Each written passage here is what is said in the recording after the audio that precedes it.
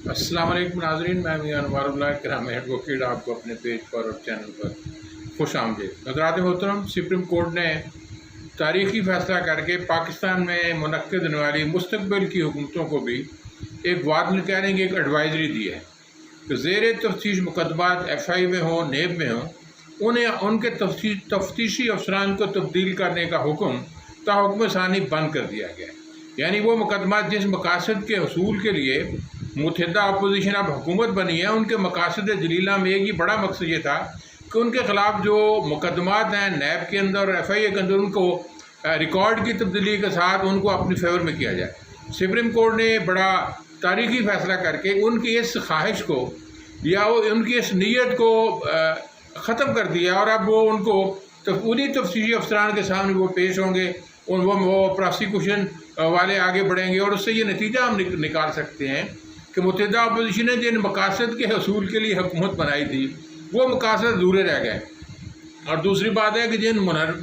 پہلے supreme court نے منحرف اراکین کے ووٹ نہ گنتی کے بارے میں جو فیصلہ دیا تھا، اس نے بھی تاریخ ساز اقدامات کیے۔ اس سے حمزہ شہباز کی حکومت کو خطرات لاحق ہو گئے، اور حمزہ شہباز کی حکومت کے خلاف جو ناجائز حکومت بنی ہے، منحرف اراکین کی مدد سے بنائی گئی ہے، اس کے خلاف بھی لاہور ہائی کورٹ میں ایک پٹیشن دائر ہو گئی ہے، جس کے بھی مثبت نتائج مرتب ہونے کے امکان ہے۔ اور شہباز شریف کے حوالے سے یہ بات کی جا سکتی ہے کہ شہباز شریف بھی متذبذب ہے، متردد ہے، پریشان فکر کے اندر مبتلا ہے۔ وہ چند دنوں کے اندر یہ فیصلہ کرنے والے ہیں، اس میں موجودہ حکومت کی ساری جماعتیں، جناب فضل الرحمان، ناصر الداری اور محترم نواز شریف صاحب آن لائن پر انہوں نے گفتگو کی، اور وہ نتیجہ ابھی نکال نہیں سکے۔ لگتا ہے اس طرح سے ہے کہ یا تو پھر وہ یعنی چیزوں کی، پیٹرول کی، گیس کی، بجلی کی قیمتیں بڑھانے کی اسٹیبلشمنٹ سے انشورنس لینا چاہتے ہیں کہ اسٹیبلشمنٹ ہمارا جو باقی آئینی وقت ہے وہ پورا کرنے میں ہماری کیا مدد کرتی ہے۔ اگر وہ آئینی مدت کے لیے ان کو تحفظ فراہم کرتی ہے یا ان کی سرپرستی کرتی ہے ملک کی جو اسٹیبلشمنٹ ہے، تب وہ چیزوں کو مہنگا کرنے کے بعد اپنی حکومت کو چلا سکے۔ دوسری صورتحال ان کے نزدیک یہ ہے کہ موجودہ حالات کے اندر اپنی اگر ہم خود قیمتیں بڑھائیں گے تو ہمیں اس کی سیاسی قیمت ادا کرنی پڑے گی۔ اس سے وہ بہتر سمجھیں گے کہ چند دنوں کے اندر شہباز شریف خطاب کر کے یا قومی اسمبلی کے تحلیل کی بات کریں گے، جس کا عمران خان بھی بڑا بھرپور پریشر ڈال رہا ہے، اور ساتھ یا پھر وہ اپنا آئینی مدت کا تحفظ مانگ کر اسٹیبلشمنٹ میں وہ پھر حکومت کو چلاتا کریں گے۔ دو مقاصد جن کے لیے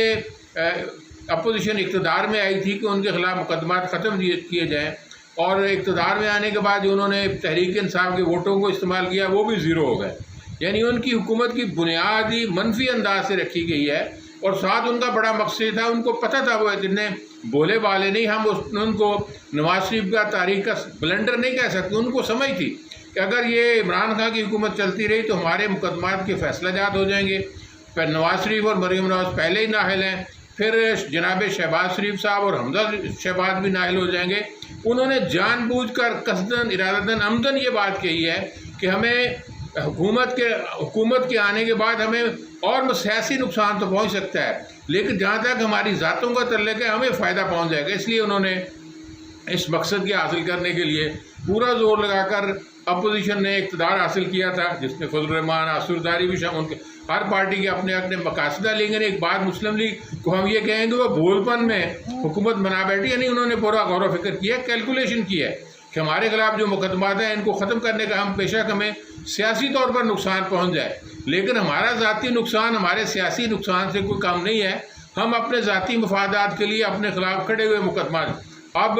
بات بڑی ظاہر ایف آئی کے ڈائریکٹر نے بھی کہا کہ یہ حکومتیں مداخلت کر رہی ہیں، اور پھر سپریم کورٹ نے بالخصوص یہ بات کہی ہے کہ ڈاکٹر رضوان جیسا، مرحوم ڈاکٹر رضوان صاحب،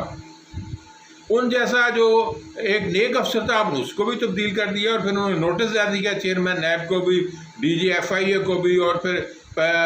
صوبائی حکومتوں کے جو ایڈوکیٹ جن ان کو بھی نوٹس جاری کیا ہے کہ یہ کیا معاملات کس طرح ہو رہے ہیں۔ اور لگتا یہ ہے کہ سپریم کورٹ اپنی طاقت کا مظاہرہ کر رہی ہے اور پاکستان کے عوامی مفاد کے اندر فیصلہ جات کر رہی ہے۔ پہلے انہوں نے جو فیصلہ کیا ہے کہ منحرف اراکین پر پابندی لگی ہے، ووٹ دیں بھی تو ان کا ووٹ ڈاؤن نہیں ہوگا، اور دوسرا یہ بات کہی ہے کہ پاکستان کے اندر عام طور پر یہ رواج ہے کہ جب بھی کوئی نئی حکومت آتی ہے اپنے مخالفین کے خلاف مقدمات قائم کرتی ہے، اور اپنے خلاف جو پہلی حکومت نے مقدمات قائم کیے ہوتے ہیں ان کو ختم کرنے کا اہتمام کرتی ہے۔ اب ریکارڈ ایف آئی اے کا ریکارڈ بھی اور نیب کا ریکارڈ بھی آگے پیچھے کیا جا رہا تھا، اب سپریم کورٹ نے از خود نوٹ لے کر پاکستان کی تاریخ میں ایک عدالتی بہت بڑا اقدام اٹھایا جیسے آئندہ آنے والی حکومتوں کو بھی مشکلات میں مبتلا کر. آپ یوں سمجھ لیں کہ آپ کسی کو سیاسی انتقام کا نشانہ نہیں بنا سکتے، چاہے وہ عمران خان کی حکومت ہو، نواز شریف کی حکومت ہو یا زرداری. یعنی آپ کو سیاسی میدان میں سیاسی طریقے سے اپنے مخالفین کا مقابلہ کرنا پڑے گا. ان کو ایف آئی اے کے سپرد کر کے، نیب کے سپرد کر کے ان کی تذلیل و تضییق ممکن ہی ہوگی. میں یہ سمجھتا ہوں کہ پاکستان کی عدالتی تاریخ میں جناب چیف جسٹس آف پاکستان نے بہترین، ان کا جو 5 رکنی بینچ ہے، آج بھی انہوں نے سماعت کی تھی، ان 5 رکنی بینچ نے بہترین فیصلہ کیا ہے جو پاکستان میں ایک ایسا مستقل قدم ہوگا جو ہمارے ملک کے اندر جو جذبہ انتقام ہے سیاسی طور پر اس کی بندش کا سبب بنے گا. اور اگلی بات ہم یہ کہتے ہیں کہ اگر پیٹرول گیس کو اب دیکھنا یہ ہے کہ کیا ہماری موجودہ حکومت حب الوطن حکومت ہے، یہ محض اپنے سیاسی مفادات کو یہ بڑھوتری چاہتی ہے. اگر تو وہ پیٹرول کی، گیس کی اور اشیاء کی قیمتیں